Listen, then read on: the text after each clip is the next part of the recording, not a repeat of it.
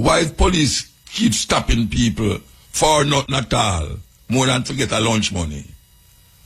And if it's middle of the night, they want the money. They can't tell the lunch money. You know.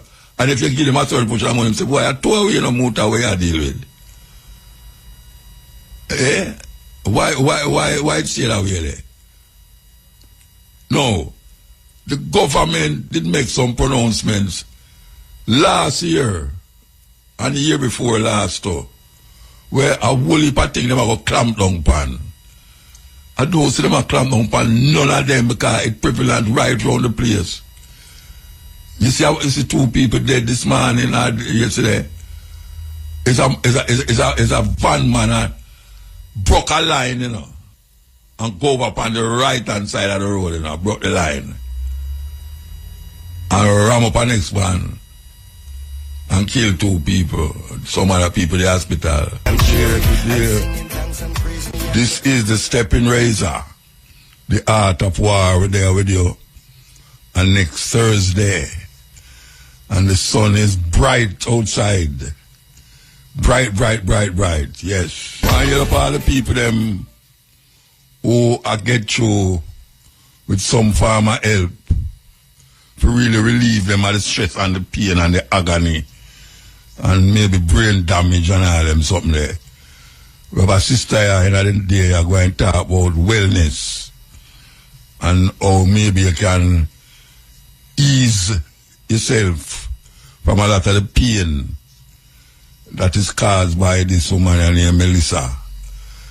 She will kind of give some tips on how you can maneuver yourself, especially in a them time here, because it's rough. You know, in the holiday, things get shorter and other things get longer. So I just work with it, you understand? So, we see overseas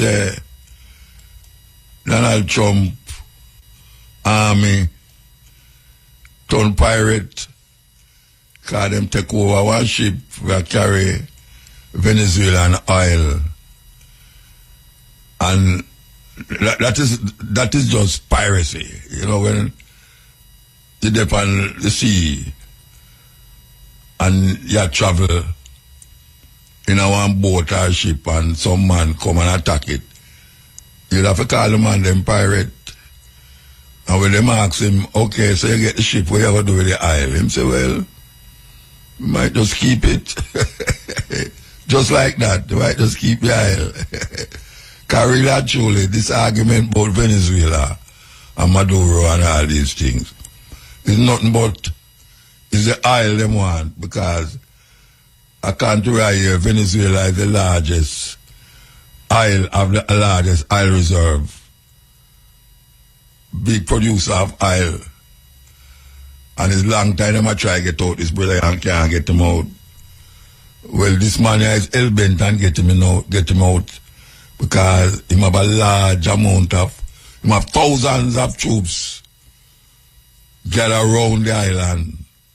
And he might have threatened to go up on land too. What a thing. That is what you call crazy. Craziness. And you know, say, the country there really supply China with oil. China never take it lightly. China never take it lightly at all. So we also will happen out of that, because, you know, if them attack Venezuela, the next place where them will come is Cuba. Yes. Them will go Colombia too. They will make a round the trip around the world on the Caribbean. Yeah. They will go in a Cuba, because Cuba is a no-no zone too. Where them say Cuba is a communist country. For a long time, they will try to get rid of that communist country, because it poses a threat to them security as it relates to who control where and when and how and why. These people is not lovely at all, boy. They're not really lovely. No. from this program company radio and the other program, we have always been trying to get the youth them fair get involved with some form of agricultural activity. You know, we emphasize that more than most things on these two programs, the Cutting Edge and this program, where we try our best to instill in the youth them that farming is not a bad thing. It's not a dirty work. You understand? Because every day you get up, you want something to eat and drink. And what you're eating and drinking come from out of the earth.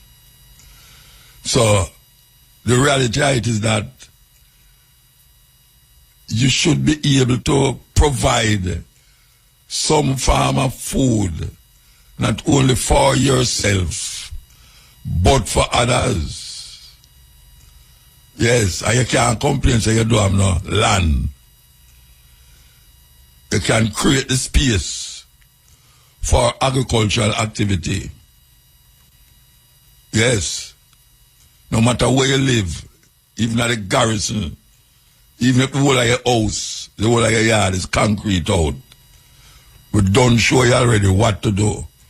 We're going to take a break for the news and sports and come forward. 2 people were killed in a crash along Queens Highway in Discovery Bay this morning. One of the deceased has been identified as 29-year-old Sasha-Lee Williams of Spicy Hill, Duncans, Trelawney. The crash, which occurred shortly after 10 a.m., involved a white Toyota Hiace and a Toyota RAV4, which were traveling in opposite directions. Police say upon reaching a section of the road, the driver of the RAV4 overtook a line of traffic and collided with the Hiace motor vehicle. Miss Williams, who was a passenger in the RAV4, died on the spot. The other 4 occupants of both vehicles were taken to hospital, where another person succumbed. The others have been admitted for treatment. A case of assault involving 2 constables and a civilian was completed and discharged by the court on Tuesday, December 9, following a successful mediation exercise. The outcome of the mediation was the complainant's acceptance of compensation in the amount of $200,000. Constables Carlos Douglas and Wayne Wilson had been placed before the Portland Parish Court on August 12, 2025 for the charge of assault occasioning actual bodily harm following an investigation by the Independent Commission of Investigations Indicom and a ruling from the Office of the Public Prosecutions.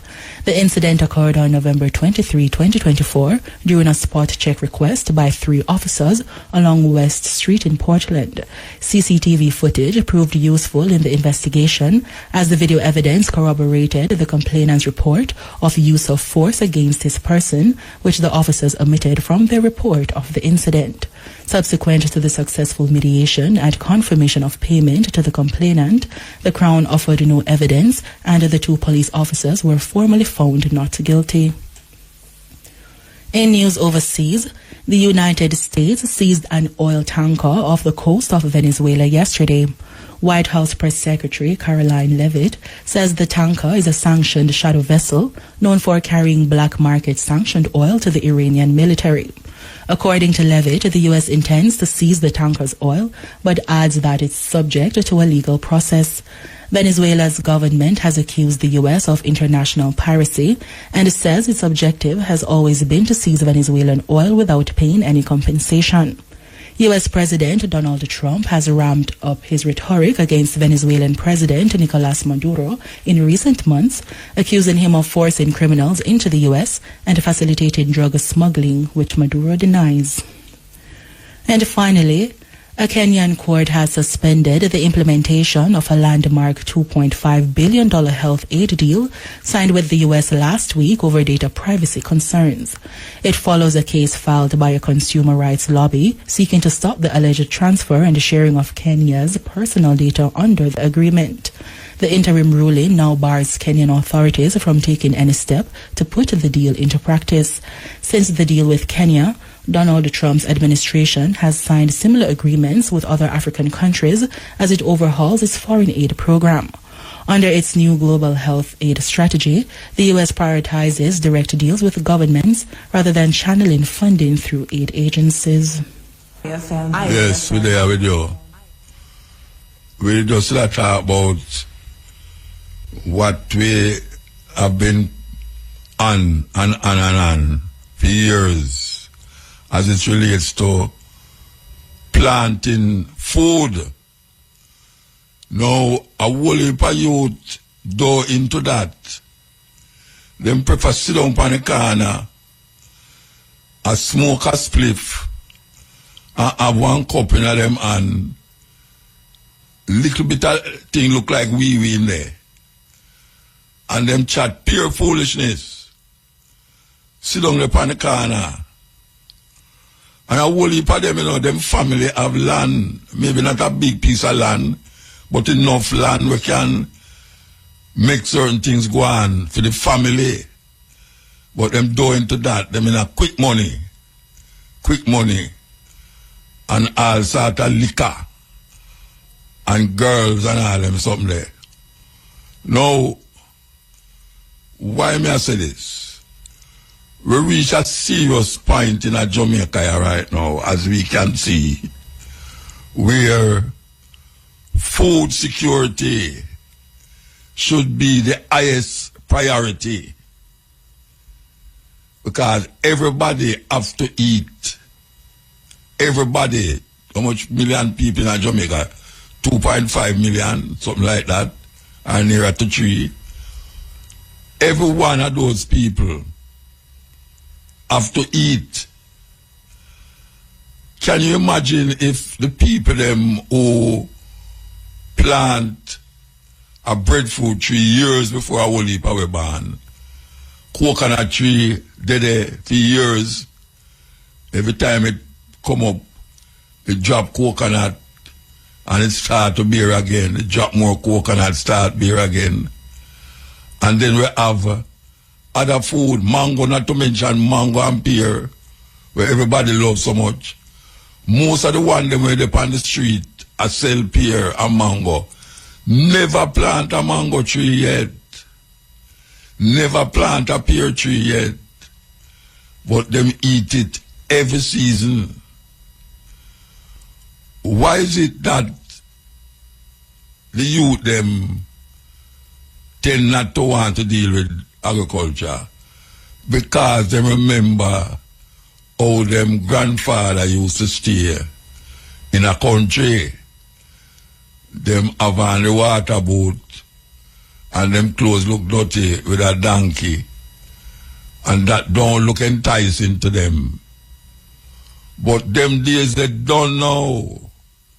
Because if you go and say it and see the farmer them, especially the younger farmer them have them van and pick up melon and pick up squash and all these things and pack up them van and go on a market, go sell it wholesale.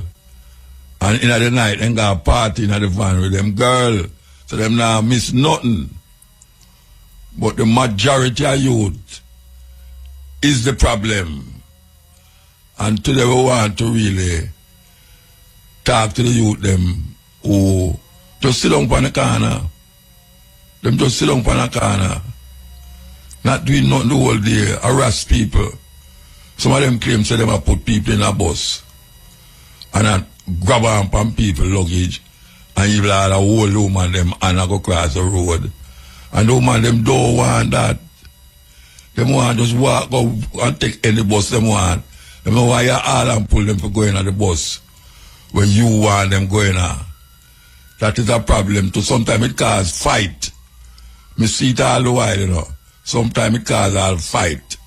Because one had grab someone one way and the other one had grab the other one the other way. And every one of them feels say, you take food out of them mouth. Them way there. So, we understand and we know that there's certain things that need to be out, but we don't want to come off of this topic here. We are saying we need to create the enthusiasm amongst the youth them for plant food. You know, first time you could have get some man or youth for chop out some land for a certain portion of money. Now, Not even the money can entice them for them chop out the land. Can you believe that? It's a good work that, you know. Because right now some man a charge you some money there where unbelievable.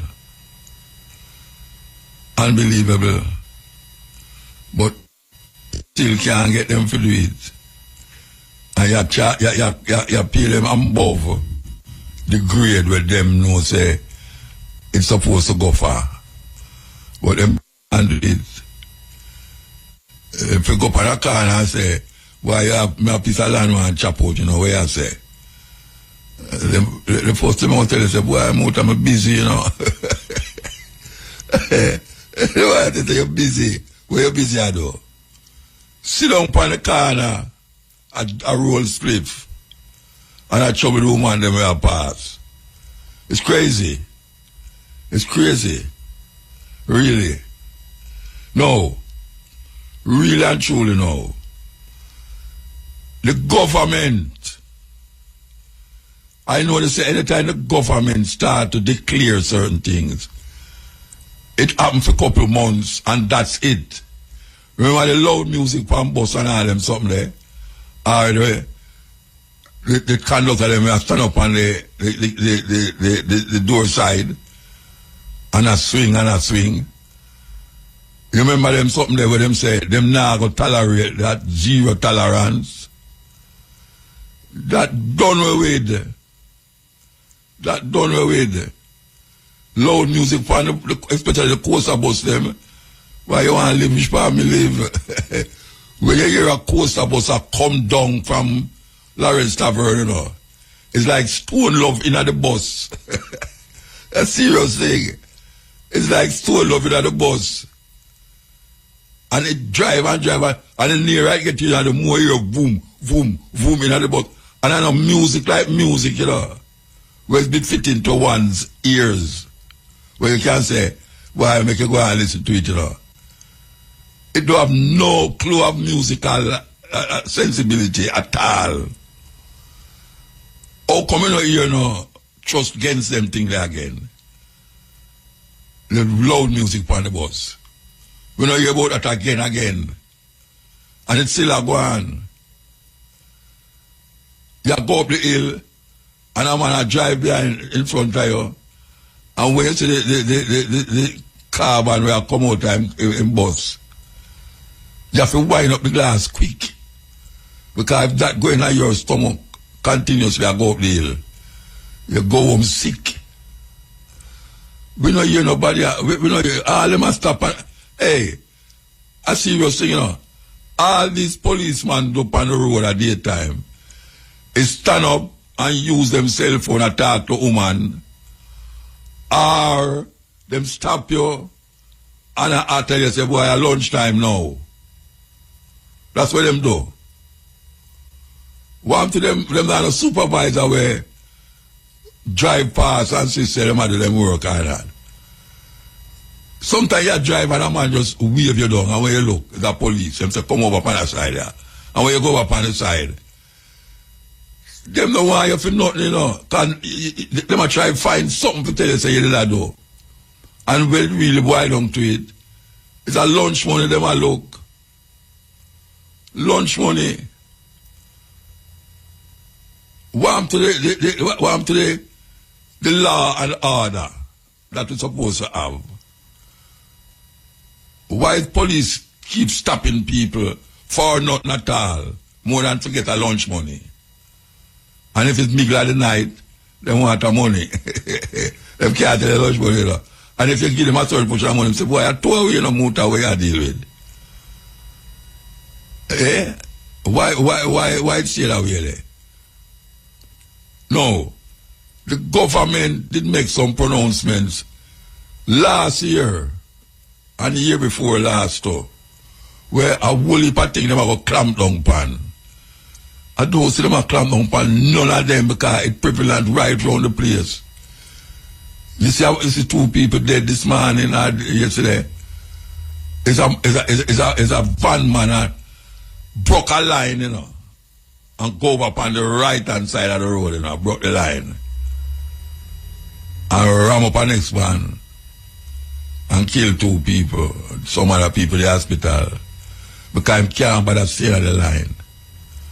Now, how me I say all them traffic madness that go on the road, especially in the morning, where a taxi man just go around the whole of the traffic and go up on the right side of the road, and I drive like wow to catch up. That's the next thing now come up the road. And by the time I reach down, they say I'm block the road. And him can't get to come over. Because the man them see what him do and say, oh, me nah make him come over, you know. Him to stay on the line. And this will now come create problem and complication. Not to mention the road them want to fix. We want to heal up all the mechanic them, you know. And all the people them who want to save car parts. We're going to get rich. Yes, we're going to get rich. Because you see them road they will mash up, them now fix for now. Now fix for now at all. Because there are other things I do. So the mechanic man them better have car parts. Better have car parts because trust me, the amount of car we're going to mash up, it's not lovely at all. So how me can see them something and government now see it? Or how that go? Me I see too much. The people them is in problem. It's big problem. So, back to the last year or year before last, the government make an argument say, they are going to get some people in the community to monitor the pre-last and the man them what thief people food. Warm to them man because me not hear nothing more about it again. It's like them just make an announcement there.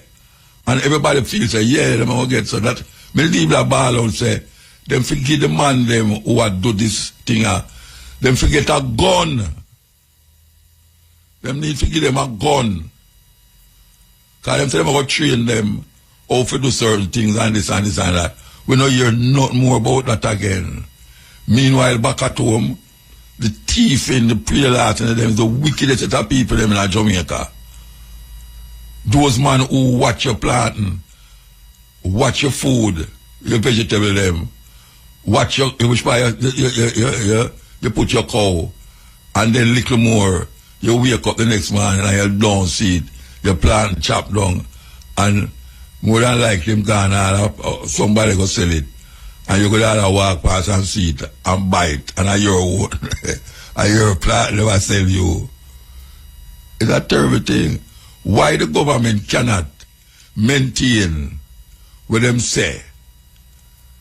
Why is it that them bawl out loud about certain things and then eventually it just riddle down? It just go right down.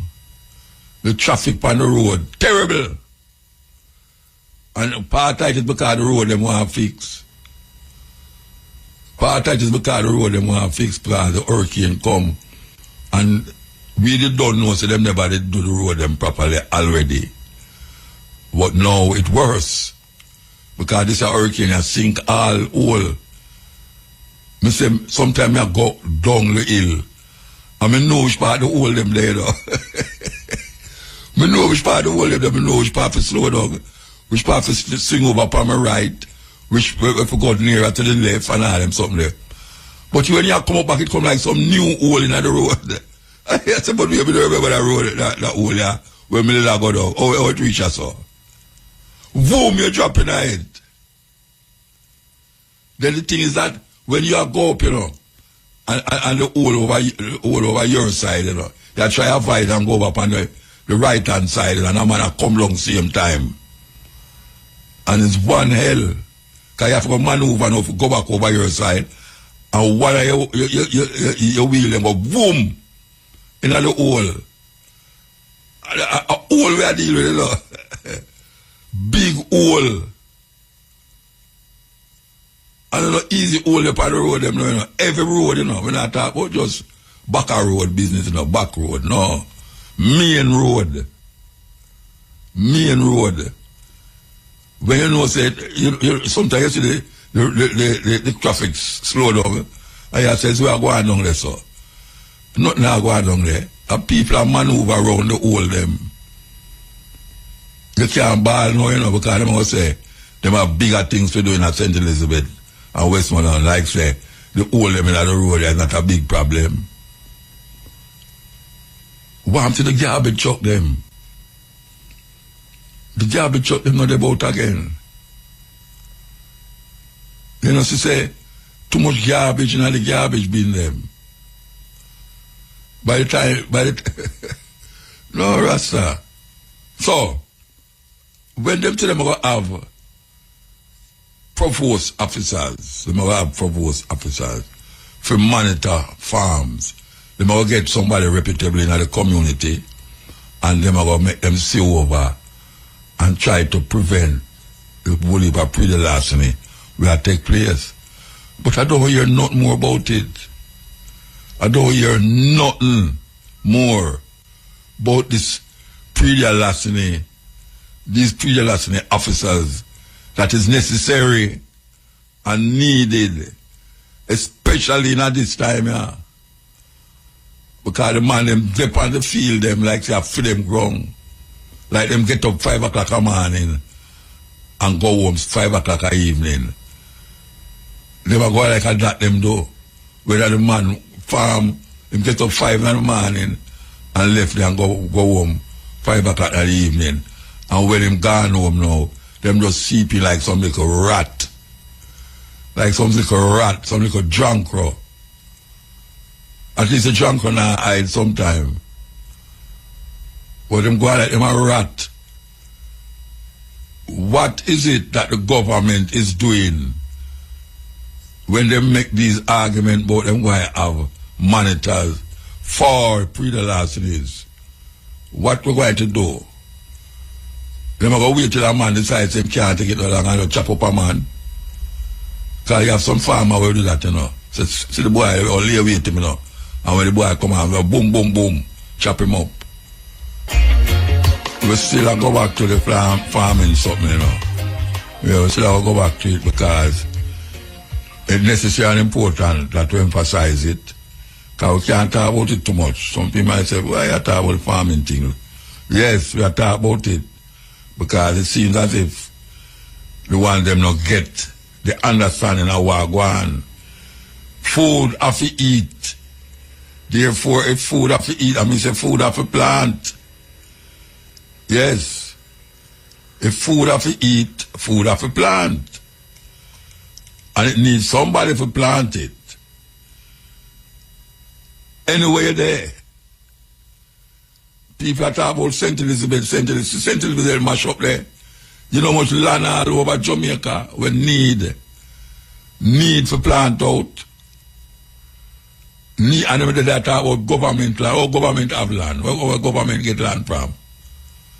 Where the government get land from? Them come make white people come tell them say, I for them land. The English come say I for them land, you know. And we take it from where they say a government land. Oh, England get it. A thief, them thief it. Them thief the land. And now them say, we're going to give the government jurisdiction for hold it for we.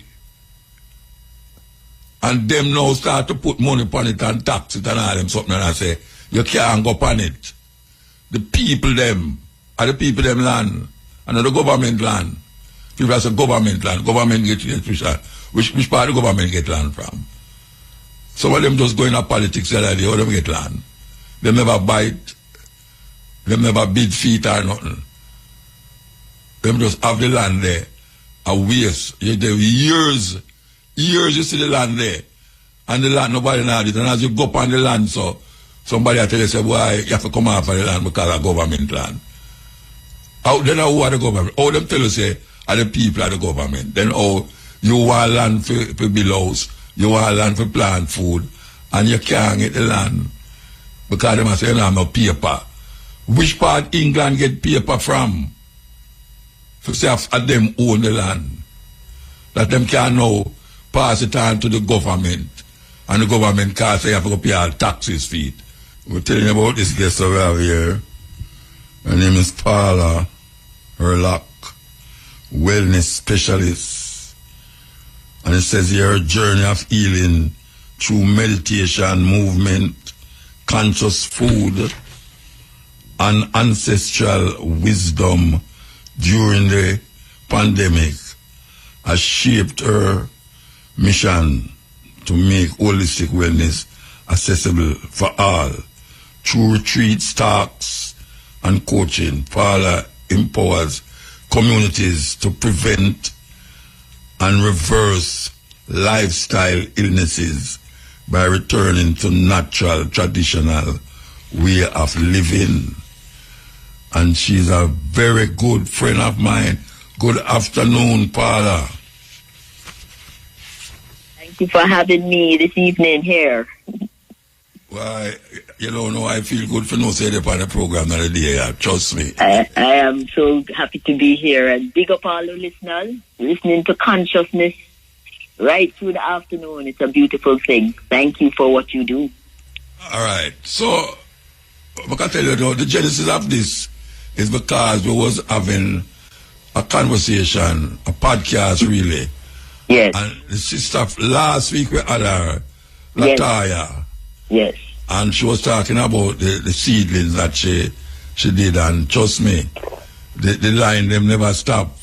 Nice. Very nice. Them really take to her, you know. Yes. So we say because you was there also, we feel like you have something to offer, not as a farmer, but as a one who use the farming to elevate the people and them consciousness. All right. So, absolutely. What is a wellness specialist? Well, a wellness specialist. Well, I call myself a wellness advocate, just so that I don't get in trouble with anybody, right? But I am advocating for people to remember who they are and their traditions. We had no health center here 300 years ago. We had no health. Our great-grandmothers and grandfathers and our great-great-grandmothers and grandfathers had no health centers and no medical doctors, yet they were strong, and they have produced arguably one of the strongest populations in the world, the most prolific, most creative, most, amazing set of people on the planet. So they must have been doing something right. And what it really boils down to is that they were living very close to their land, and they remembered they had a lot of traditional wisdom and ancestral wisdom that they adhered to.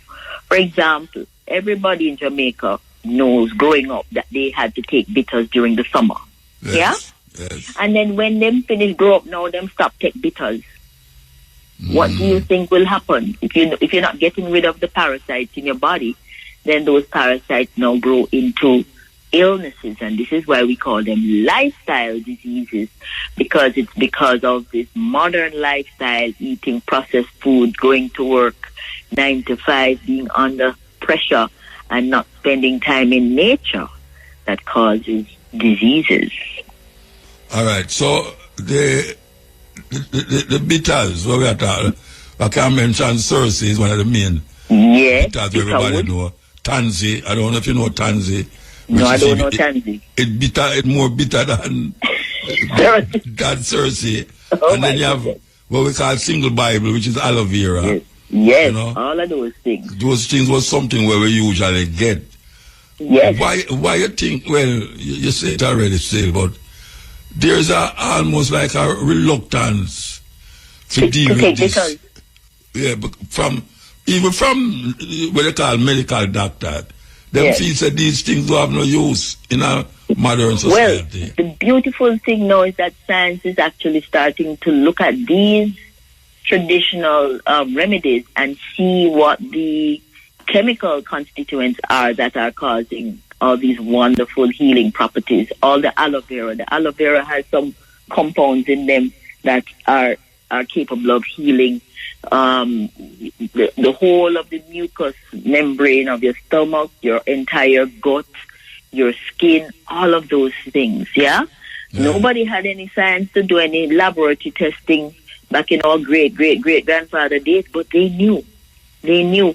And then what has happened is that modern society has spoiled us and given us sweet things. So we're constantly wanting sweet and salty things. And so the body needs bitter and sour in order to regulate and create the secretion of certain digestive enzymes. So when we don't include bitter and sour, then there's certain chemicals that don't get produced, and so we have problems in the body. So explain to me what a normal session with Paula entail. What well, you know, when somebody come to you or a group come to you, what you do to them? It's interesting because most of the people that come to me are people that are having problems with mental and emotional issues. And we talk through those things, but while we're talking through those things, I question them about their diet. And more often than not, there is a problem in the gut. Their diet is imbalanced, and there is a gut-brain relationship. And if the gut is overpopulated with a certain bacteria, then the brain is also going to have a problem. The messages, the signals between the gut and the brain get delayed or stalled, and then you have people being nervous, having anxiety, having depression. And once you balance off their diet and start them detoxing and getting rid of the parasites, then their mental and emotional state comes right back into balance. So it's interesting that you ask that question. Most people come to me with mental and emotional issues, which we can dial right back to diet and the overconsumption of processed foods. All right. So right now there is a mental thing happening because of the hurricane. A lot of people start to get mental now about certain things, and them don't know whether them going or coming. What is it that you can advise these people to do? Well, I think it's a combination of the given that them don't have the food that is necessary right now to deal with what you say. What is it that psychologically you can do to help these people? Well, what we can do, and I think it's not the people that can help themselves, it's really us who are unaffected that need to go in and give support to the people that are affected, right? Now, we all have to, if they were in the States, we would all say that they're all suffering from post-traumatic stress, right? Disorder, right? I mean, the fact is their stress has not abated. It is still ongoing. And so we as persons who are unaffected need to take the time to go in and spend time with them, talk to them, listen to them, let them know that we are thinking about them, we are trying to help them, and they are being seen. Because a lot of the people that I spoke with, I was down in Petersfield the other weekend, and one woman was moved to tears. You know why? She said she was feeling so much hope because this is the first time there was a setting where they could sit down with someone and talk to them and tell them what their needs were. Yeah? So we're seeing a lot of optics, people going down, placing care packages into people's hands, jumping into their car and leaving. And nobody's talking to them. Nobody's finding out how they're doing, you know? And that makes a big difference to know that there is someone else out there that is thinking about you and trying to solve your problem along with you. Yeah? Is that true you're talking about? Because yes. When we go down, when me and Jackie go down at Treasure Beach there, we have a family where we say we specifically go to. Yes. And we was in them house a very long time, and they was sharing certain things and talking about certain things. And we say, you know, them feel comfortable. Yes. You know, say, you know, just drop off the food and gone, but you could have sit down with him an hour or two. Yes. The family, because the whole of the family gather in a which part there. In them absolutely. Do you know when someone has died in your family, when you talk to the closest relative, they keep regurgitating the story over and over again. They start to go into a loop. They're not aware of it. This is part of how they are processing their grief. Yeah. And so what you do, you hold their hands and you listen to them tell you the story 3, 4, 5 times. That's what they need. That's something that all of us can give them. So I want to encourage everybody who's listening, when you go down there, just spend a little time with them, listen to them tell you, man, when the storm blow, then stand up over there so, and then go over there so. It is helping them to process their grief, and that's all they need, a listening ear and caring, and a caring heart, if you ask me. All right. Yeah? All right. The grief that elders feel, it's different from the grief that the children them feel. Can you detect a certain kind of grief in the children as opposed to well, I think, you know how they say children are very resilient.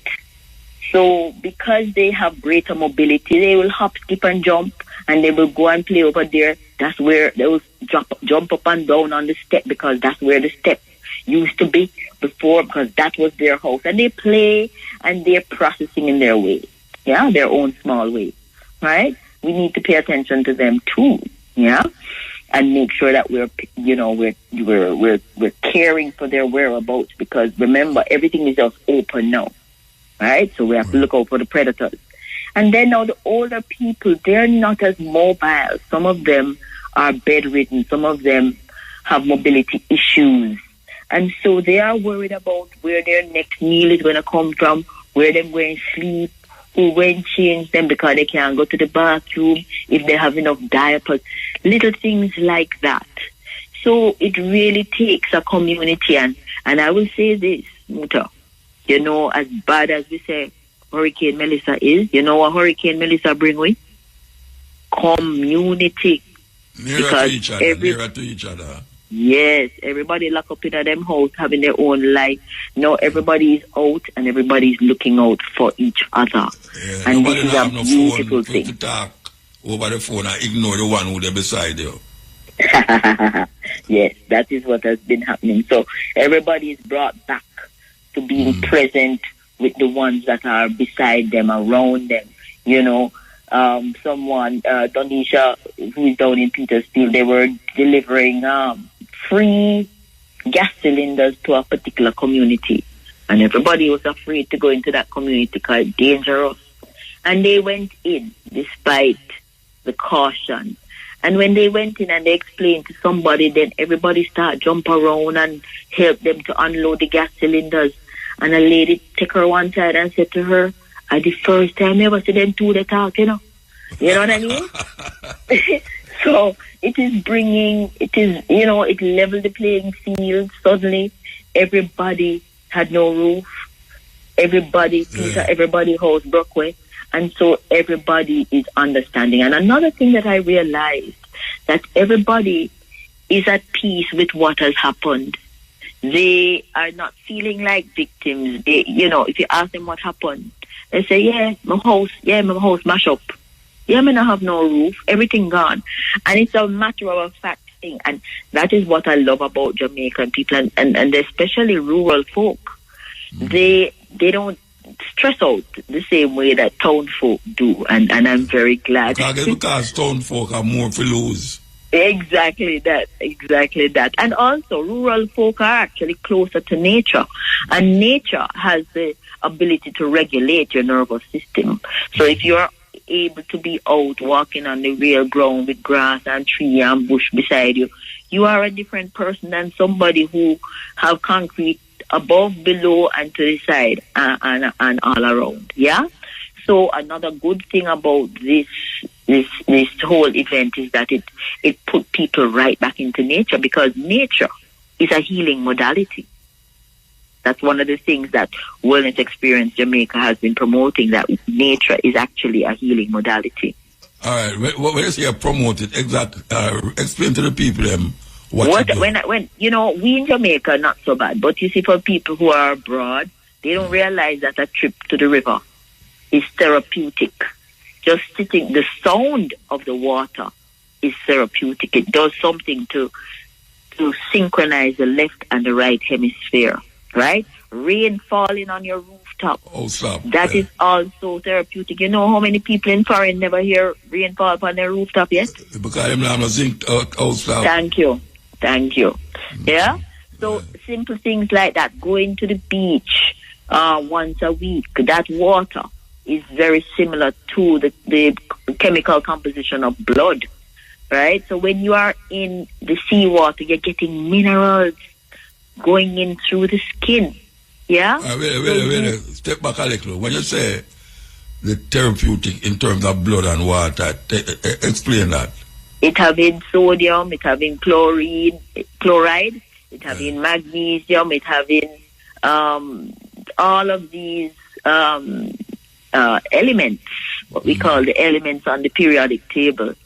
They are dissolved inside of seawater. So when you go into seawater, you're getting minerals in through your skin that you would normally have to get through eating food. You see, like how sea moss, Irish moss is very good for you. The reason why Irish moss is very good for you is because Irish moss grow in the sea, and all the minerals in the sea get taken up by the Irish moss. So when you go in the sea to swim or just soak on a Saturday or a Sunday, you are doing your body a whole lot of good.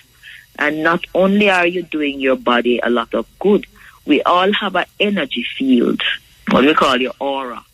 And when you go into the seawater, you're cleansing your aura. Yeah? So it's powerful when you go and spend time in the river or in the sea. It's the same thing. You still get your aura cleansed, but you get more minerals from the seawater than from the fresh water. So you'd have recommend seawater over river water? No, because guess what? Both of them have different qualities. So, I always talk about the charge that we are electromagnetic. The energy from the sun is electric, and the energy from Mother Earth is magnetic. We are the bridge between heaven and earth, the heavens and the earth. And we carry an electromagnetic charge. So the fresh waters have a little bit more of a magnetic quality because it's coming from the earth. And the seawater has a little bit more of an electrical charge on it because of the amount of minerals. So it is a serious chemistry that is going on in nature, and we just take it for granted. This is why you feel your mood is elevated after you spend a little time in the river or you spend a little time at the beach.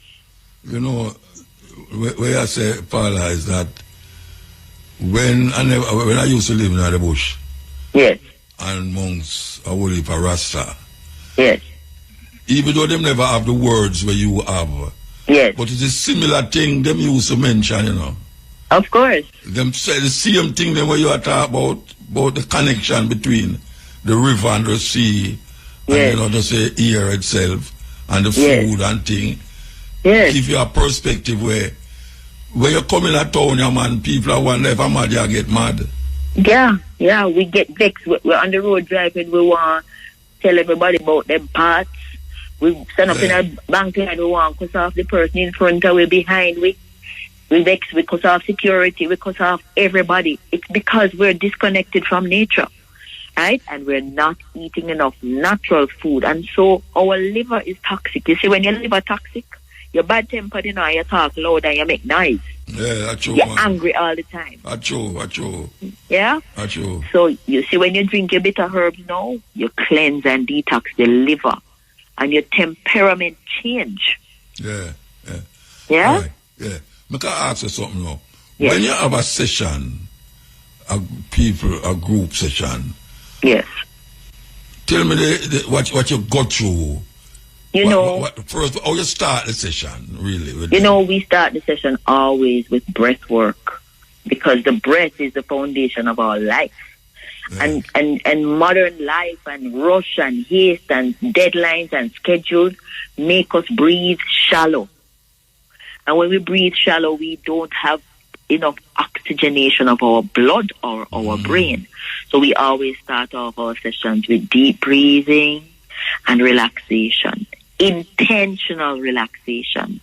Just doing that gets the central nervous system relaxed. In other words, the flight or flight action is subdued and someone feels relaxed and safe. No, but and they all close right, their you're eyes. saying word, but what you doing when you're saying these things? No, man, we do it to actually make people slow down and stop and relax them first. Okay.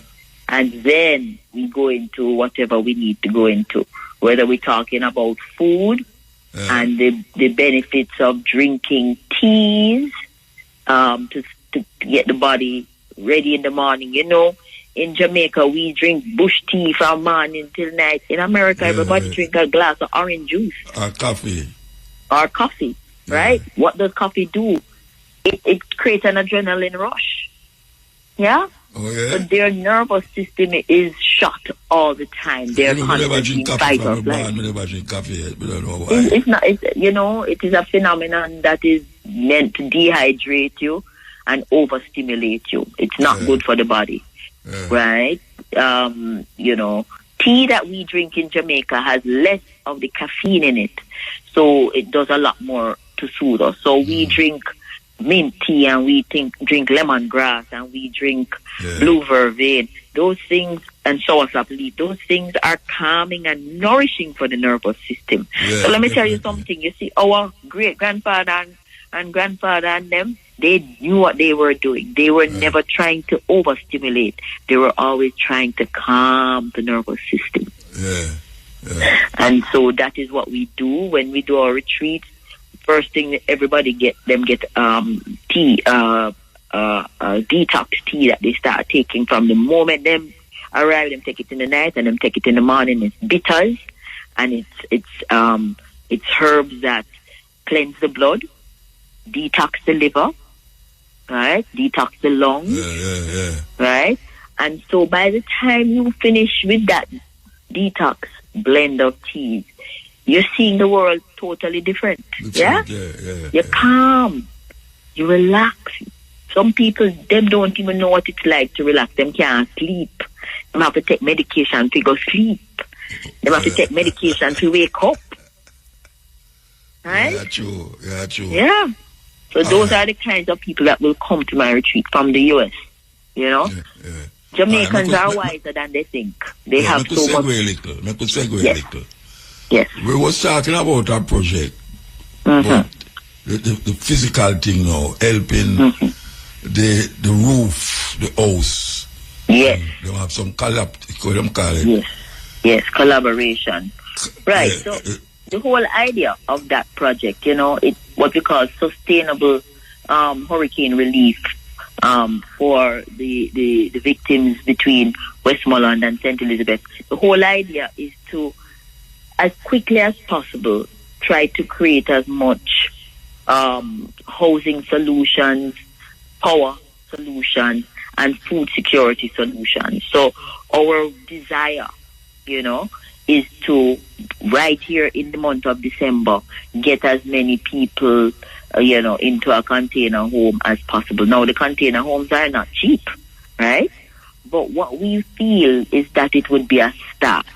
And we would love to start it because we know the Jamaican people will follow fashion. And if we start it, then we start to follow. But when we checked out the price, for example, of a 9 by 20 container, which is a very small space, but guess what? It can hold about 6 people comfortably to sleep in a safe, warm, dry environment. Because rain still falls.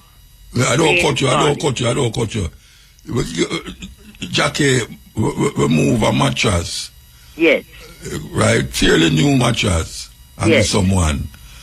And we said, Jackie, where you get a mattress?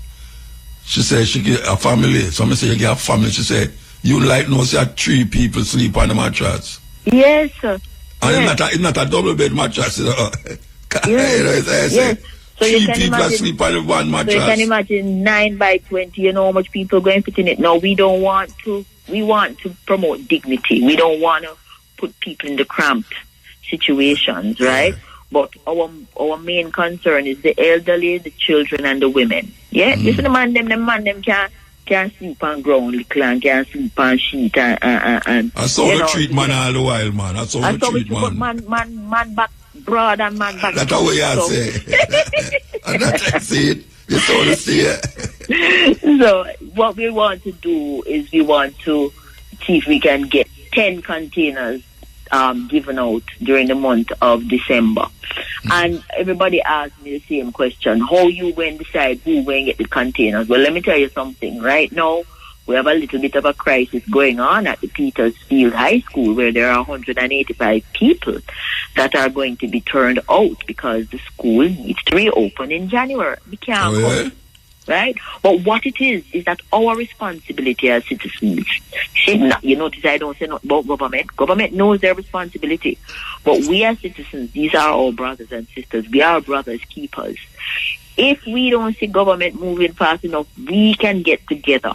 And this little GoFundMe that I initiated said that if 1,000 people give $8,000 Jamaican, we can get 10 containers given out. $8,000. You know, so when them girls go hairdresser, you know, they must spend 15 and 20,000 pound one hairstyle. For them ear alone. Yes, so if each person who is listening to this now can just go and donate $8,000, 1,000 people, $8,000, we're gone clear. We can give out 10 containers, right? We are second guessing ourselves now because of the crisis situation, and what we might do is use 2 containers, put them 20 feet apart, and put a zinc roof and over that, and create a covered area where we're now going to be able to hold maybe up to 15 to 18 people in that space. So what we going to do about toilet and them something there? Well, the same company that sells the containers, they also have a standalone wet bathroom, which is $77,000. So we can buy one of those. The problem is that we're going to have to get it connected to either a sewage system or a soakaway. Yeah, that's not saying which that is a problem. That is a problem. But guess what? You know, we as citizens, we can do so much and no more, and we are definitely going to require the technical expertise of the technocrats in government to assist us, because remember, we are fast-tracking something that they probably won't start doing until February, because it takes 40 to 60 days for these container homes that they have in mind to be shipped from China. So we are trying to fast-track and stand in the gap. You understand what I'm saying? There are perhaps 40 of these containers on the island right now. So we just want to be able to capture 10 of those in December, then probably January again we hit another 10. But this is contingent on people who are listening and people who follow me on Instagram to be able to say, boy, we're going to donate a $50 US or a $8,000 Jamaican towards this initiative. I say $8,000 is one at a container, that's what I say? No, it is just one container costs about 800,000. But 800,000. If 1,000 people put in the $8,000, boom, we'll already be able to take care of it. You mean put in the 800,000? All they have to do is put in $8,000, and then if 1,000 people do that, that's $800,000 right there. So you understand? Yeah, but that is only one container. Well, one container for one. Well, guess what? The company that I am dealing with has kindly said that if I buy one container, they'll give me one free. So technically, yes, that is 876 Import. She has kindly given me that offer, and that's very kind of her. We are very appreciative. So the more money we can collect is the more containers we can get, and we have no reason to be anything else but transparent. This is an initiative to promote dignity and empowerment, because guess what? If you don't have a roof over your head and a place to sleep, you can't think clear enough.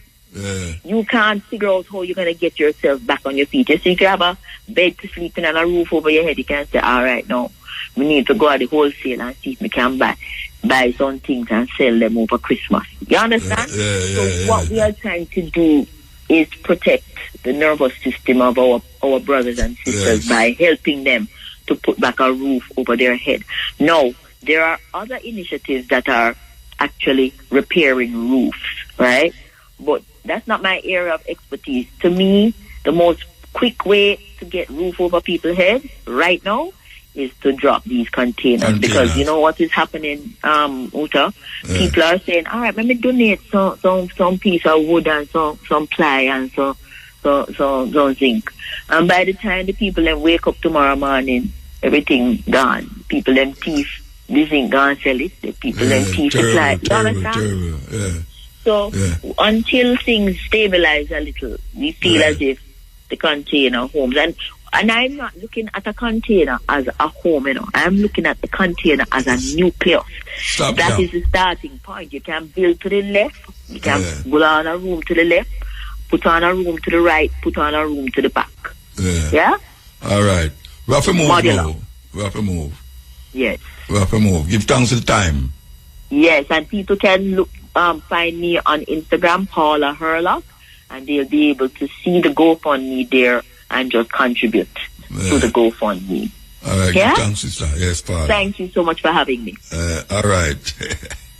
Paula Herlock, man, I tell you, holistic wellness person who shall a whole heap of clients, I must say, whole heap of clients, trust me. And that is really what we love about these things. And we must remember, we are trying to wake up Jamaica. There's that time again when we present the African names. Now if them name sound familiar with you, it's because we do them already, but some woman back me up down the mall there and said, look Muta, you mentioned 3 names one day. And them can't remember the name them. So them ask me if do it over and then we find a which name. I hope them a listen because we're not going to do it over again, We're not going to do it over again. So here we start with the female name. Adonai. Adonai means sweet. A-D-U-N-N-I. Adonai. Adonai means sweet. Afafa.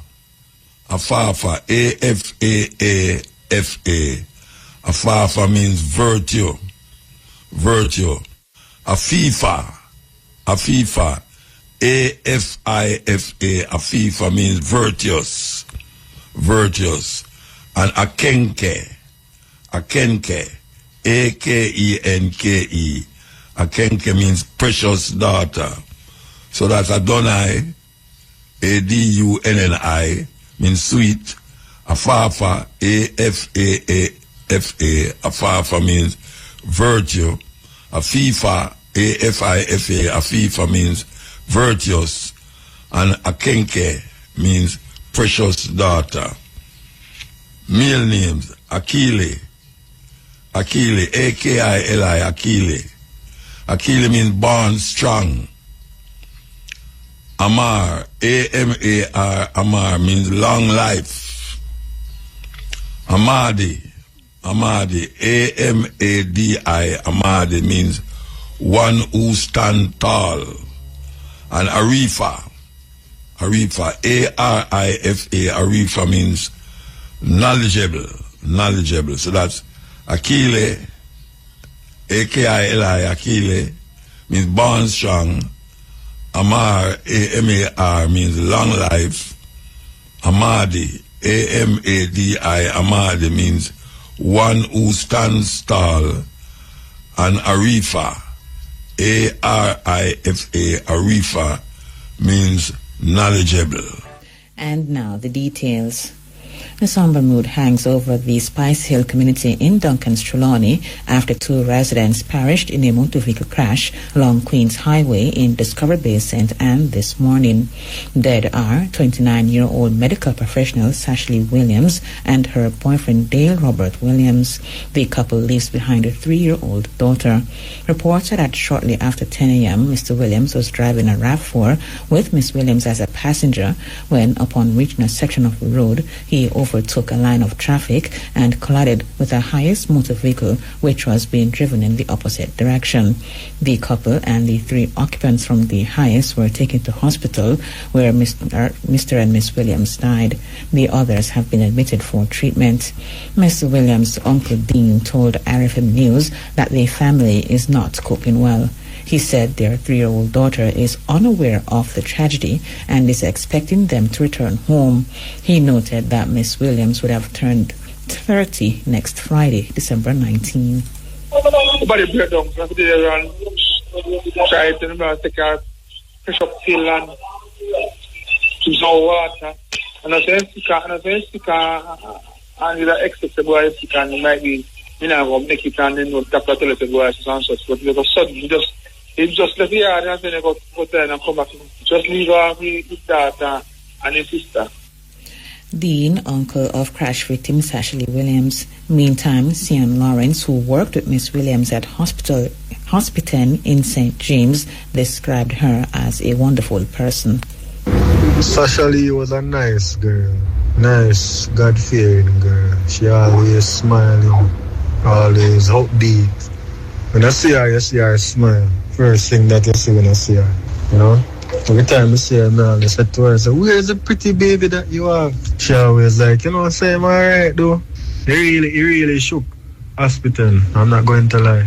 Not just me, but the whole floor, The whole hospital family has been shook by this devastating incident, Hospital worker Sian Lawrence. St. Anne, St. James and St. Catherine have recorded most of the country's 91 suspected leptospirosis cases. St. James has the highest with 19, followed by St. Anne and St. Catherine with 13 each. Principal Medical Officer and National Epidemiologist Dr. Karen Webster-Carr gave an update during a press briefing this morning. She said as at yesterday, of the 91 suspected leptospirosis cases recorded post-Hurricane Melissa, 30 have been confirmed. Dr. Webster-Carr added that 7 deaths have been confirmed. She said males are more likely to contract the disease. We, as of yesterday, would have seen 91 cases post-Melissa, of which 30 are confirmed, and 12 deaths, of which 7 are confirmed. With respect to when we were seeing these cases, Hurricane Melissa was in week 44, and we are now in week 50. In week 46, we would have seen the highest number or the greatest number of cases in week 33. When we look at the sex and age distribution, men are at greater risk of contracting leptospirosis, with about 84% of cases being male, and 100% of deaths are among male. Persons 20 to 29 are particularly at risk for cases, and persons over 60 for deaths. National Epidemiologist Dr. Karen Webster-Carr. The Chinese medical ship, which docked on the island shores on December 4, has served more than 4,000 patients and is to depart the island's waters on Tuesday, December 16. Health Minister Dr. Christopher Tufton made the revelation during a press conference this morning. The ship first docked in Montego Bay, St. James, then moved to Port Royal in Kingston on December 8 and is now docked at Falmouth in Trelawney. Dr. Tufton praised the Chinese government, noting that the ship does not normally dock at more than one port in a single country. Want to again put on record another critical bilateral partner, the Chinese government, sending the newest fleet in their contingents of mobile hospitals, 300-bed facility with all the necessary diagnostics and operating theaters. And the ship has made 3 stops, which I'm told is historic for any one location. It normally stops at one port in each country. It is now in Falmouth, having left Kingston for its final stop, and will remain in Falmouth from the 12th to the 15th. On the 16th, I believe, it departs onward to its other destinations.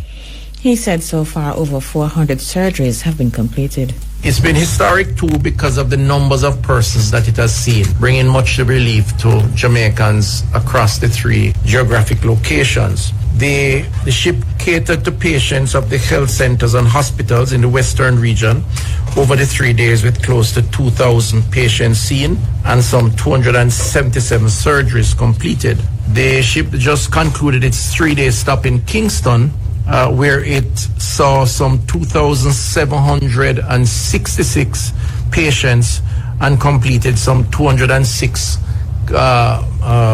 medical or surgeries, 206. So they did better in terms of seeing more persons here in Kingston over that 3-day period. Again, a big thanks to the government and people of China for this support. I've been on the vessel at least 2 or 3 times. It's really a sight to see, amazing, very technologically advanced and offering critical support with its over 100 health personnel working with the regional authorities.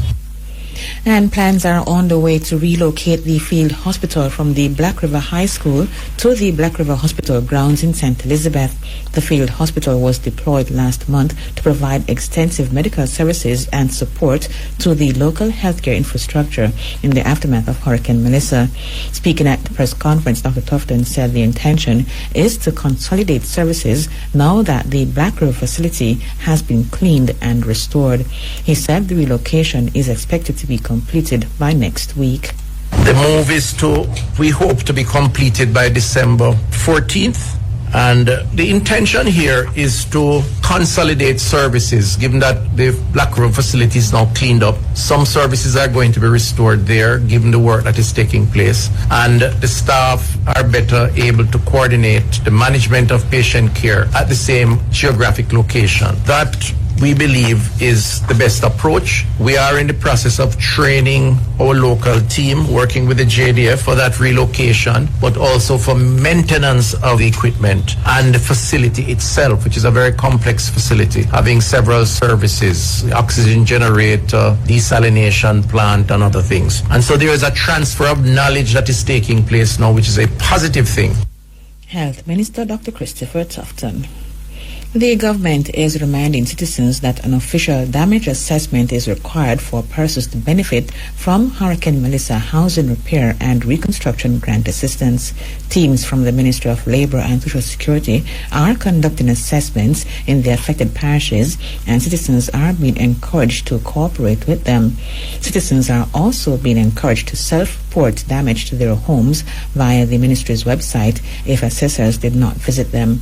This information will help the ministry to prioritize and plan, especially in heavily impacted communities. Portfolio Minister Pernell Charles Jr. noted that the assessment ensures fairness, accountability, and proper targeting of limited public resources to households most in need. He said as of Tuesday, December 9, over 40,000 homes have been assessed.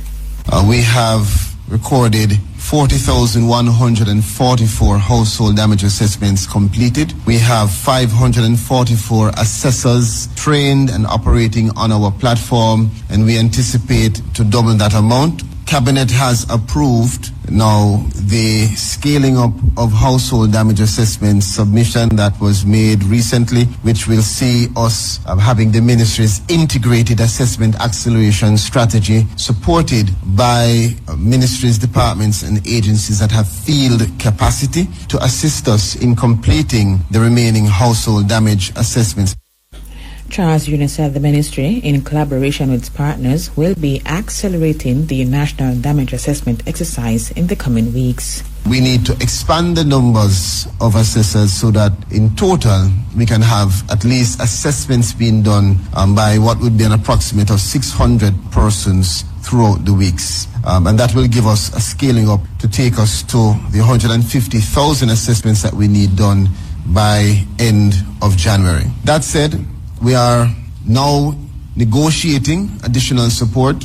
We are working with the MLSS team in negotiations with the UNDP, who are experienced in this process. They have done a number of deployments across the Caribbean and across the world. Recently, 1,500 of their officers were in Peru. So we are having discussions with them to see if we can get a deployment of UN volunteers to assist. We're also working and having discussions with the various ministries who have in their respective portfolios already started to assign persons that will come into the cadre of assessors to give more constant support. Social Security Minister Pernell Charles Jr. The ministry is seeking additional volunteers to complete assessments within the next few weeks. Citizens who are able to volunteer as an assessor are being asked to indicate their interest to the ministry. A national energy recertification program will be implemented to regularize and restore safe electrical access to homes impacted by Hurricane Melissa. The recertification program will also provide renewable energy solutions for vulnerable groups. $1 billion under the National Energy Poverty Reduction Project will be reprioritized for this relief and recovery initiative. The program is being undertaken by the Energy Ministry in partnership with the Jamaica Social Investment Fund, JSIF. Speaking at the post-cabinet press briefing yesterday, Minister of Energy Dar Vaz said the program will start this month and run until next year, March. I want to speak to government's targeted support for vulnerable households. Some of the previously allocated $1 billion under the National Energy Poverty Reduction Project will be used to assist families severely impacted by Hurricane Melissa. This program, which will be implemented by JSIF between December 2025 and